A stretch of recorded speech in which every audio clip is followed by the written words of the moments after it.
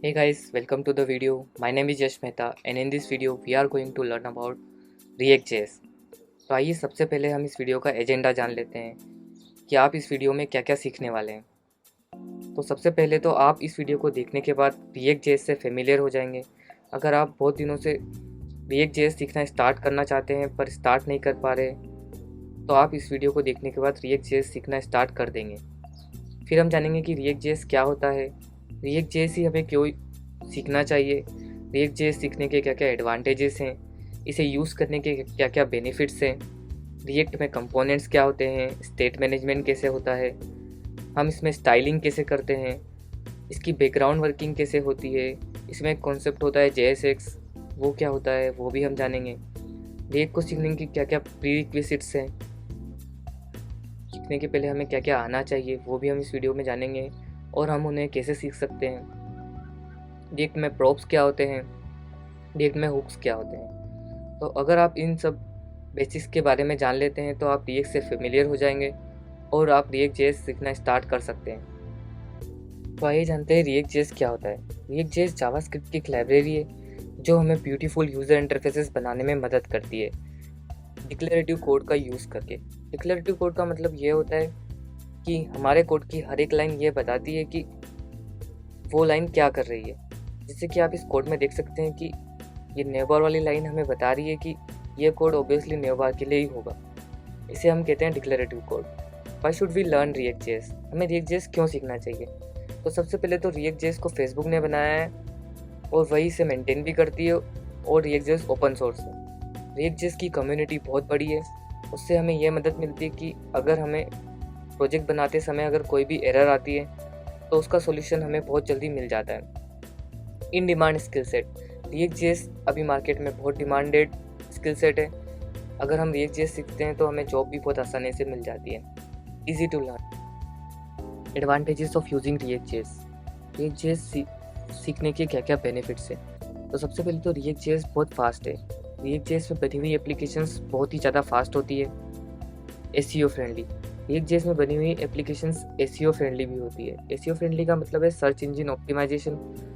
Search engines हमारी applications को बहुत जल्दी फाइंड करते हैं। Open source, React.js open source है इसलिए इसकी कम्युनिटी भी बहुत बड़ी है।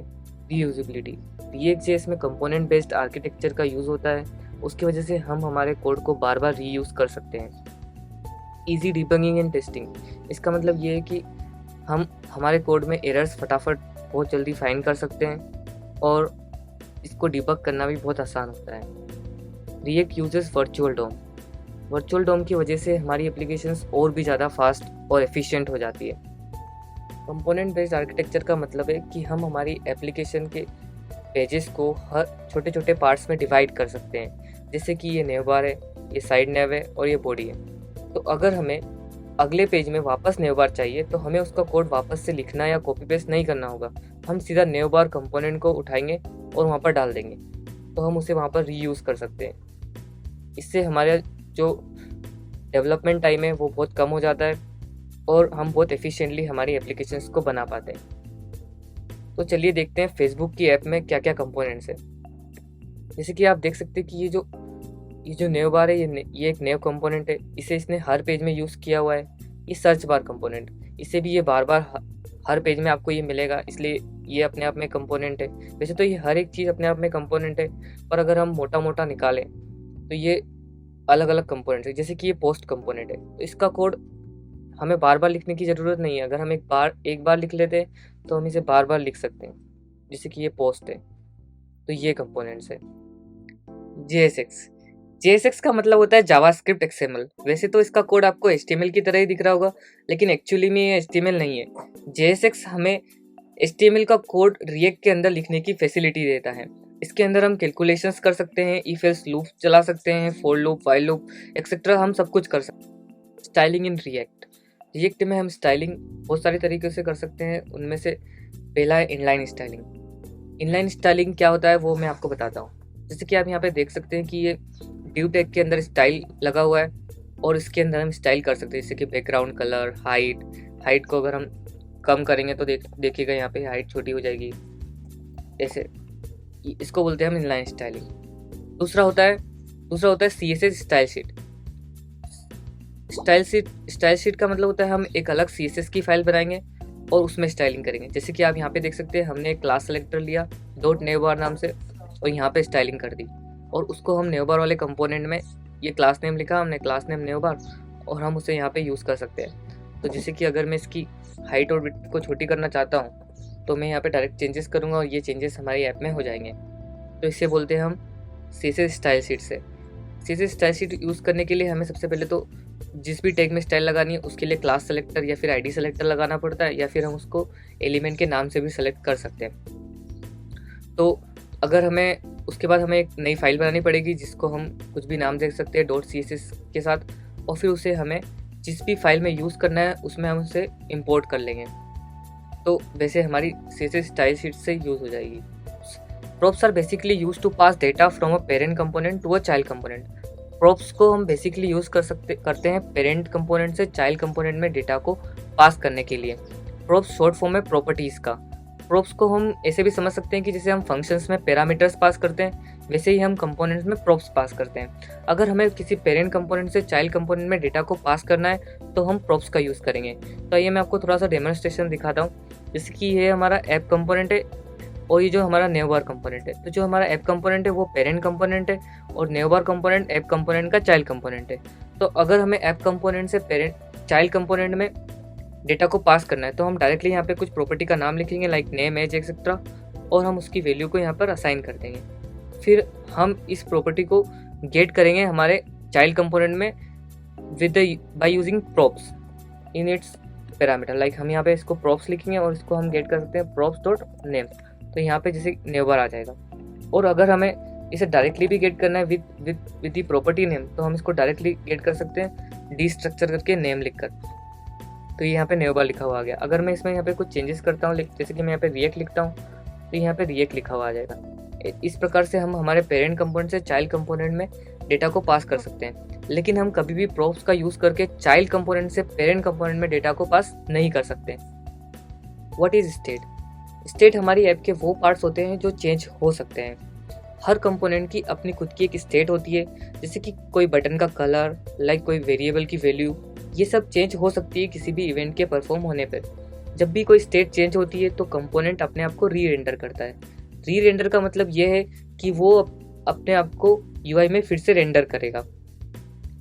How React.js tracks changes? React.js में जो चेंजेस होते हैं वो उसे ट्रैक कैसे करता है? तो अगर हमारी जो नॉर्मल वेब पेज होता है उसमें तो एक रियल डोम होता है जिसे हम बोलते हैं डॉक्यूमेंट ऑब्जेक्ट मॉडल। अगर हम उसमें कुछ भी चेंजेस करते हैं वो डायरेक्टली हमारे डोम को री रेंडर करता है, मतलब पूरे पेज को रीलोड करता है। लेकिन React.js में ऐसा नहीं होता है। React.js में एक वर्चुअल डोम होता है जिसमें हमारी ऐप की प्रीवियस स्टेट रखी हुई होती है। जब भी हमारी ऐप की स्टेट में कुछ चेंजेस होते हैं, अगर हमारे किसी कंपोनेंट में कुछ चेंजेस हुआ तो वो वर्चुअल डोम हमारी प्रीवियस स्टेट से करंट स्टेट को कंपेयर करेगा और फिर जो चेंजेस हुए हैं सिर्फ उन्हीं को हमारे रियल डोम में रेंडर करेगा। फॉर एग्जांपल जब हम इस डिसलाइक वाली बटन पे क्लिक करेंगे तो जो ये नंबर है इसकी वैल्यू बढ़ेगी, मतलब इसकी स्टेट चेंज होगी। तो जैसे इसकी स्टेट चेंज होगी तो ये हमारी वर्चुअल डोम में जाएगा और हम उसकी जो प्रीवियस स्टेट थी जो कि 142 उससे कंपेयर करेगा और देखेगा कि सिर्फ इसमें यही चेंज हुआ है। तो ये क्या करेगा कि हमारे रियल डोम में सिर्फ वही चीज़ रेंडर करेगा, री रेंडर करेगा जो चेंज हुई है, न कि पूरे पेज को रीलोड करेगा। तो इसीलिए वर्चुअल डोम से हमारी ऐप बहुत एफिशिएंट हो जाती है और बहुत फास्ट हो जाती है। रिएक्ट हुक्स फंक्शंस ही होते हैं जो हमारी ऐप की स्टेट को चेंज करने में और ऐप की लाइफ साइकिल मेथड्स को गेट करने में हमारी मदद करते हैं। रिएक्ट हुक्स वैसे बहुत सारे होते हैं, लेकिन कुछ मेन हुक्स होते हैं जैसे कि use state hook, use effect hook. ये सब हुक्स हमें ऐप की स्टेट चेंज करने में हेल्प करते हैं। तो आइए मैं आपको बताता हूँ कि रिएक्ट हुक्स का हम कैसे यूज़ कर सकते हैं। जैसे कि हम चाहते हैं कि इस बटन को क्लिक करने पे ये काउंट की वैल्यू इंक्रीज हो, तो हमने क्या किया है कि यहाँ पे एक यूज स्टेट हुक बनाया है जिसमें काउंट और सेट काउंट हमने ये दो वैल्यू लिखी है। अब हम चाहते हैं कि इस बटन को क्लिक करने पे हम ये जो काउंट है इसकी वैल्यू को सेट करें +1 से। तो जैसे ही हम इस बटन पे क्लिक करेंगे तो हम सेट काउंट कर देंगे काउंट +1, तो इसकी वैल्यू बढ़ जाएगी। ये यूज़ है हमारे यूज स्टेट हुक का। प्रीरिक्विजिट्स, React.js सीखने से पहले हमें क्या क्या आना चाहिए। सबसे पहले तो हमें HTML और CSS का बेसिक नॉलेज होना ज़रूरी है। अगर हमें HTML और CSS आएगा तभी हम React.js को सीखना स्टार्ट कर पाएंगे। तो HTML और CSS सीखने में कोई ज़्यादा समय नहीं लगेगा, सिर्फ 2 से 3 दिनों के अंदर हम HTML और CSS सीख सकते हैं। उसके बाद आती है बात जावास्क्रिप्ट की।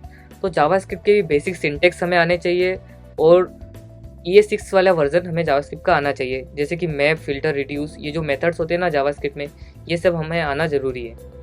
Thank you for watching. If you like the video, please like, share and subscribe, and please press the notification bell so you get the updates about the upcoming videos.